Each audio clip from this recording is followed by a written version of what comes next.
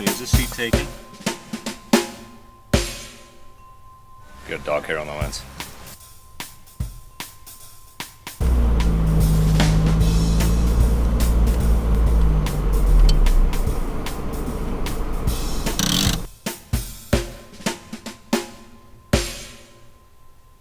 So I was noticing down here there was a bunch of clips holding it together. One here, one over here. Yeah, there should be a total of 3 of them inside the mouth of the car on the lower lip. So what those clips do is they hold the bottom lip, they attach the bottom lip to the air guide, which is this black piece in here. So this is kind of the throat of the car.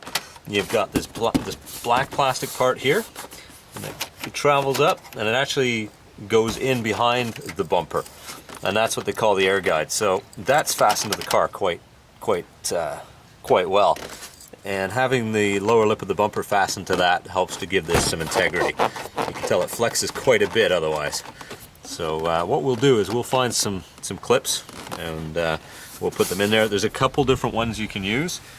There's the Mazda style ones, which are in a triangular shape, and they just push in. And then there's the aftermarket ones that you'll often see people. They're round, and they'll have usually a screw in the middle of them, and you can use those as well. They don't work as well as the factory ones though. So we'll just pause for a minute here and I'll go and see what I can find. Okay, now here's an example where somebody didn't have clips, so they decided just to put screws in there. So I'm assuming there's a bolt on the other side of that, but that's the wrong way to do it, but it does work.